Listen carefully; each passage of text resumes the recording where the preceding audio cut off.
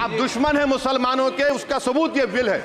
ये जो आप बिल ला रहे हैं, आप देश को बांटने का काम कर रहे हैं, जोड़ने का काम नहीं कर रहे हैं। दुनिया का सबसे पहला वक़फ़ खाने काबा मक्के में है, क्या हम उसके ऊपर भी सवाल उठाएंगे?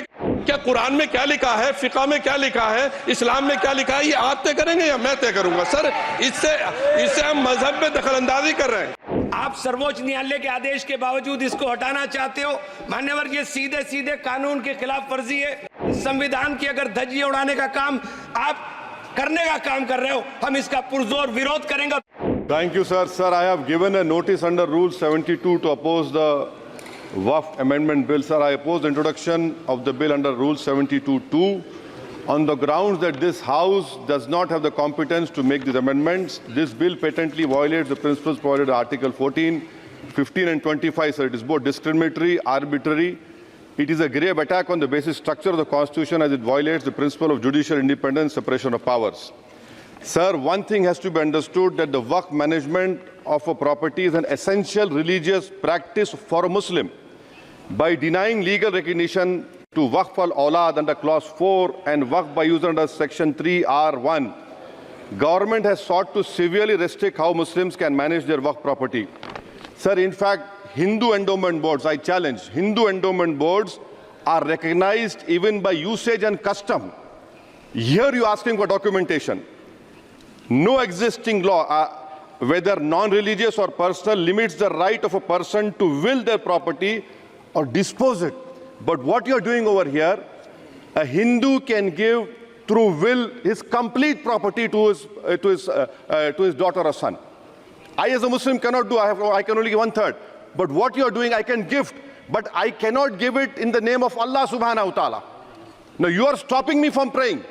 Now what you are doing, you are restraining Waqf al-Awlad. That is not only discriminatory and violating Article 25, sir. There is no limit on anyone to will their property dispose of. Sir, to insist that a person has practiced Islam for 5 years. Sir, एक 2 minute दिए, सबको दिया आप. अगर कल कोई आके बोलेगा कि नहीं मैं 5 साल से इस्लाम प्रैक्टिस नहीं कर रहा हूं, कौन डिसाइड करेगा सर? और एक न्यू कन्वर्ट है, does he has to wait for 5 years to give his property to Waqf? Isn't that violation of right to freedom of religion? Sir, another point, sir. Now, no such provision exists for Hindu endowment or Sikh Gurdwara Prabandhak Committee. Now, irony of the amendment, sir, is that non-Muslims can become member of CWC, SWB, but he cannot dedicate Waqf. Arbitrary. Why is arbitrary? Sir, existing law protected the status of registered Waqf properties. You have replaced that.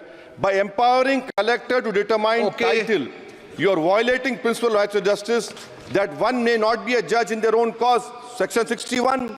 If DM says to Mutawalli, make this masjid as a government property, if does not listen, punishable offence.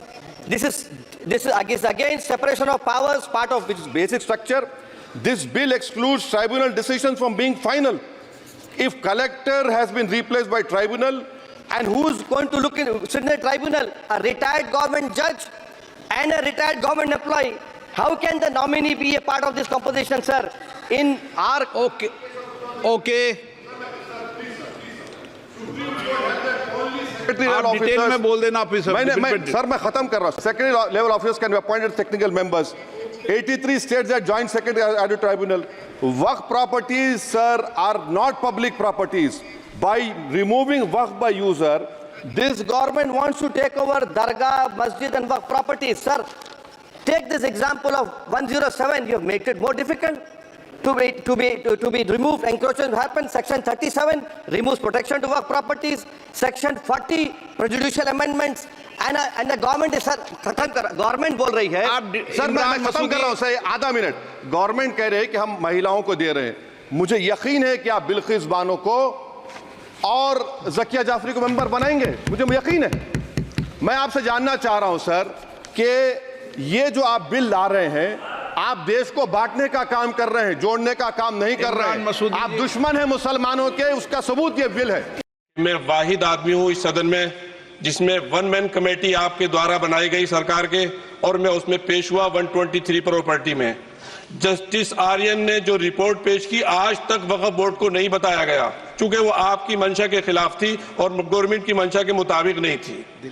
123 property में जब मंशा के खिलाफ हमारे नहीं आए, मंशा के मुताबिक नहीं आई, तो हमने 2 मैन कमेटी बनाई और 2 मैन कमेटी ने भी कोई रिपोर्ट वक्फ बोर्ड को नहीं दी, जबकि वक्फ एक्ट जो है 1995 जो है वो पार्लियामेंट से पास शुदा है कि हम पार्लियामेंट के जो एहतराम है उसका नहीं कर रहे, उसके हुकूक का।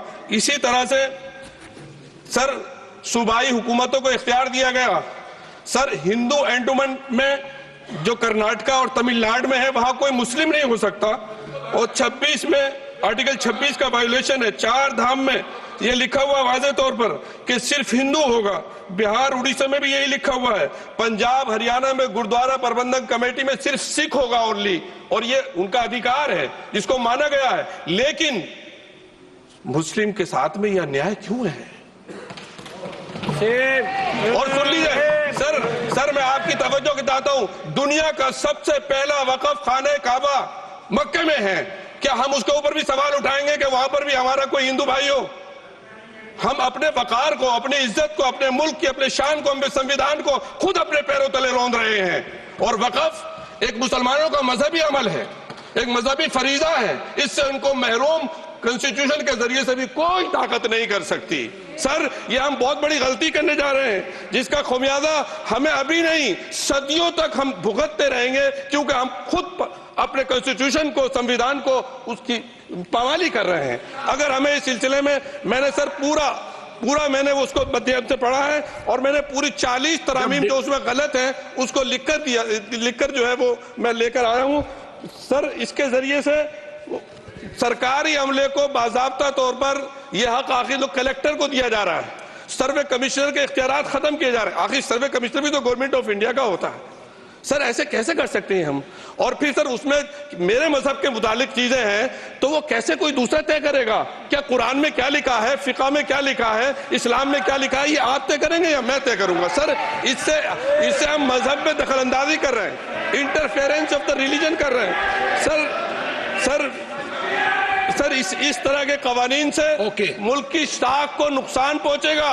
कॉन्स्टिट्यूशन की स्पिरिट हम खत्म कर देंगे, और अगर ये होगा तो कोई भी अकलियत, कोई भी माइनॉरिटी अपने आप को हिंदुस्तान में सेफ नहीं करेगी। पिछले दिनों सिखों के साथ भी ये हुआ, और कुछ ईसाई भाइयों के साथ भी इस तरह के वाकयात हुए हैं, जिसकी वजह से सब लोग अपने आप को असहाय महसूस कर रहे हैं। 10 साल से जो मुल्क में माइनॉरिटीज के साथ, उनके हुकूक के साथ, उनके रिलीजन फ्रीडम के साथ जो खिलवाड़ किया जा रहा है, उससे रूह कांप जाती है। और ऐसा महसूस होता है कहीं ऐसा ना हो कि जनता इन हुकूक के लिए, कॉन्स्टिट्यूशन को बचाने के लिए दोबारा सड़कों पर आ जाएगी। माननीय अध्यक्ष जी, मैं वक्फ संशोधन विधेयक 2024 को विरोध करता हूं।